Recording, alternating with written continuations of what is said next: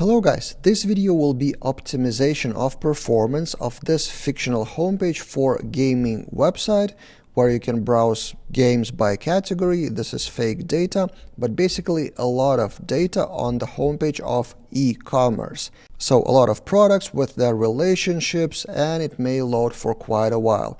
In this video, I will go through various steps of optimizations with eloquent queries, data loading, caching, and everything in between. So in the beginning, we have 100 plus database queries, almost a second of data to load. And this is based, by the way, the idea came from, I was browsing Upwork, and some of the jobs here on Upwork I see are about performance optimizations or general fixing vibe coding as well.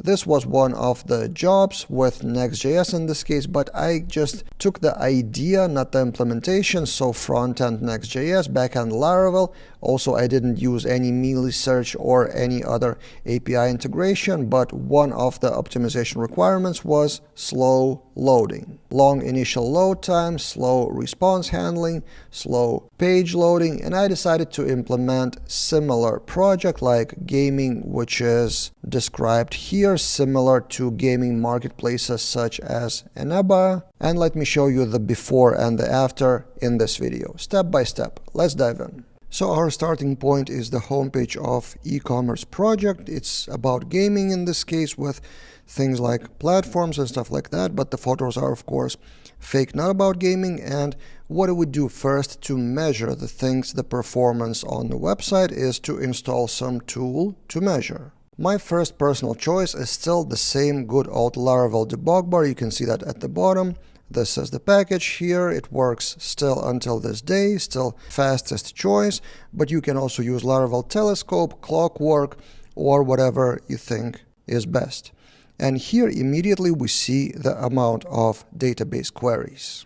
And the homepage load is almost a second. So let's start fixing those n+1 queries. First, we need to enable the detection of n+1 query, and this can be done globally in the app service provider. So in the boot method, you add this function prevent lazy loading, and only not in production, this is important, and then model on top. Now what happens if we reload the homepage? We reload and we should get an exception, exactly as planned. So whenever Laravel detects n+1 query, it will throw an exception, and then you can debug and fix it. Important to enable that for all environments except production, because you don't want 500 errors to happen on production server for live users. You better have performance issues there, but not 500s that the page wouldn't even be working. So yeah, what do we fix here? So we have featured with heroes and images, and I guess the images are not eager loaded. And in the controller, I discovered that there's products without images and without more things that were not eager loaded. So the fix is to have with method, of course, loading the relationships. So that's the easy part. Now I refresh the page and I get the same exception, but in another use case, category children. So another n+1 query, and in another place in controller, add it with method. Refresh, and another n+1 query in the blade where we have PHP block. By the way, PHP blocks in Blade is not my favorite thing, and I deliberately generated this piece of code to showcase that, because more and more I see PHP blocks in Livewire specifically, and that strict logic with MVC is not that strict anymore among Laravel developers that I've noticed. So you may find n+1 query in the Blade as well. But of course the fix is not in the blade because it's just showing the information. The fix is in the controller, adding another with statement. So we refresh and we don't have n+1 queries anymore. The page is loaded successfully now without any exceptions with, wow, 29 queries. Great result.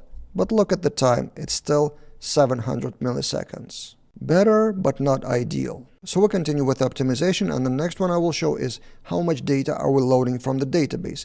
So the thing that I added just recently, category with children, I fixed n+1 query, but we don't need the full children records.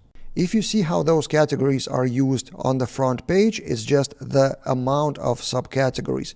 We don't need all the record of subcategory. So we have categories children count, but it can be changed to children count here and with count in the controller. And now the database query will change. Now we have select asterisk from categories. We refresh the page. That still works, as you can see. We don't even have that subquery for subcategories anymore. We have one query, select categories with select count of children count instead of all children records. And also another optimization related to count and averages. I already did that behind the scenes. So these ratings, as you can see, the star ratings like the average and the amount of ratings. For products, this is how it looks. So product, order by descending sales count, or order by rating average, or something similar. And you don't see with count here or with count here, because often it makes sense to aggregate the data in the database directly. So whenever some rating comes up or sale comes up, you increase or recalculate that data directly in the products database table. So you aggregate the data not every time that the people are loading the homepage on every product, but the data is already in the database aggregated once. Yes, the database table, then it's bigger in terms of amount of data, but usually such optimization does pay off. It's kind of like caching, but on a database row level. Similar thing how we load the products here, bestsellers, top rated and others. We don't specify the select of the columns. So as the comment says, select asterisk everywhere. And the product table may contain long descriptions, long text somewhere, including those publisher categories. Those could contain also long columns, so we don't load too much data to the home page. Let's fix that one. And look at the changes I've made behind the scenes. So yes, I did add select, but look at that. This is a variable because we have multiple queries for the same thing or similar thing. So I have this array, kind of a constant in the beginning of that method. And then in some cases, we need to add a short description for featured products. Otherwise, we need just those columns. And also same for relations with product relations. This is the default. But if we need to add something on top, we may also add it if we need it. But by default, in this case, those are always enough. So we load only the columns that we do need in the blade. So the queries used to be like select asterisk from products, from publishers, from products and publishers again. And we had 37 megs of RAM. This is all in the RAM memory. What if we refresh now? We have 35 megs of RAM, which is not a huge improvement because we have only 20 to 30 products. So it's not a big deal, but it's more like a hygiene, better practice to have only the columns listed that we need. And now we're down to 620 milliseconds, which is still not ideal. Let's continue. So now after we optimized a lot of queries and data loading, the question is, do we even need those queries? Because a lot of that data is pretty static, so it doesn't change every second or even every minute. So bestsellers could be cached for at least 5 minutes or maybe even full day. Of course, the time for caching and even possibility for caching depends on the situation. Maybe the price changes every second. Who knows? It depends on the project and the data. But let me show you my implementation and we will see what would be the loading of this website after caching. And this is the updated controller. Caching is pretty sophisticated here because we have a lot of similar data points. So this is one query now. So we have product query select as it used to be, but now we have two extra things. First, after get, we map every product with internal private function, I will get to that in a minute, into array. And then we have cache. Remember, we cache that data with specific key for featured section. It won't be the same for bestseller cache section, but the same will be or maybe cache time. And those are both configurable. Cache TTL minutes is on top in the same controller, and then cache keys are in the product eloquent model. Of course, this is only one way of doing that, but constants on top of product model. Those are constants just to avoid mixing the strings and making typos or silly mistakes. So that's why the constants, and we should use only the constants instead of direct strings.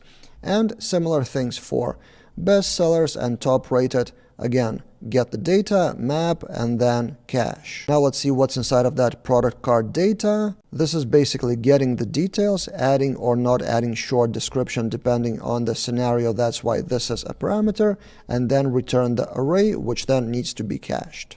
So this function is a private function in the controller for specific that scenario because, as I said, we have a lot of overlapping or similar data structures. Then also there was another query for hot deals, so another cache remember with another different cache key but for the same 5 minutes. Also cache remember for homepage categories, for homepage platforms. Those are very quick queries, to be honest, to the database, but those are even more rarely changed at all. So why bother querying them from the database in the first place? And finally, the last cache for another query for homepage stats. And then in the blade, we have a few changes related to how we show the data. So we have arrays here in this case now. So everywhere we had that data for products, including product card component, which has product cover URL now also has arrays now. So hero is also now hero name and short description are also arrays.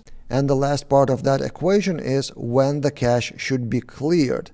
It's cached every 5 minutes by default with that parameter as I showed, but also we need to invalidate the cache if something important changes. And this is, of course, again, very individual, depends on the project, but general strategy is to have observers. So in the same product model, on top probably, we have observed by, which is new syntax of Laravel 13 or 12, I don't remember exactly. I think it was released still in Laravel 12 and then Laravel 13 implemented more PHP attributes. So anyway, we have product observer, and then on every created new product, updated product, and deleted, we have forget homepage product cache. And this is another benefit of constants in the model. We have for each of those constants and cache forget, and those constants are here. So not only we have individual constants, we have array of going through them also as constant as well to be used in observer in such for each loop. So then the data stays in the cache either for 5 minutes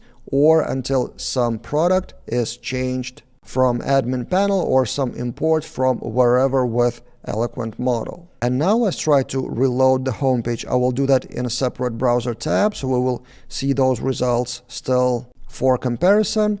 And I'll refresh now, and nothing really changes first time. In fact, we have more queries, 46, because we have delete from cache, select from cache, and insert into cache. In this case, I'm using database driver for caching.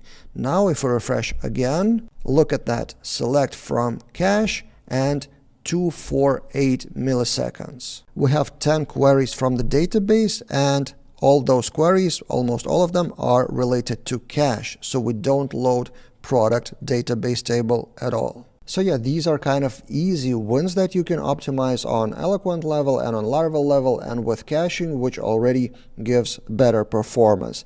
But of course, you can dive much deeper into, for example, re-rendering full HTML in cache, also using separate packages like Spotty Response Cache. Also, of course, the load of this homepage depends on the image loading speed. And of course, this homepage is just Laravel, which loads all at once. And if you use something like React or Livewire, whatever, with dynamically loaded data for each of those blocks, that also may be optimization, because the homepage would load at once with static HTML almost, and then would load the data in like points of a second separately with placeholders, so that may be even a better UX. Let me know in the comments below if I should implement that and maybe shoot a separate video on that. But for now, for this video, this optimization I showed is kind of table stakes, and I think in majority of cases, this optimization will already give great results. And if you want to see more of such Eloquent optimizations or syntax interesting options, I have a course on Laravel Daily, Eloquent Expert Level, updated to Laravel 13 pretty recently. So kind of small lessons here and there, 2, 3, 4 minutes of video with quick tip on certain syntax of Eloquent. So you can pick which lessons to watch and expand your Eloquent knowledge for more effective work with your database in Laravel projects. I will link that course in the description below. That's it for this time, and see you guys in other videos.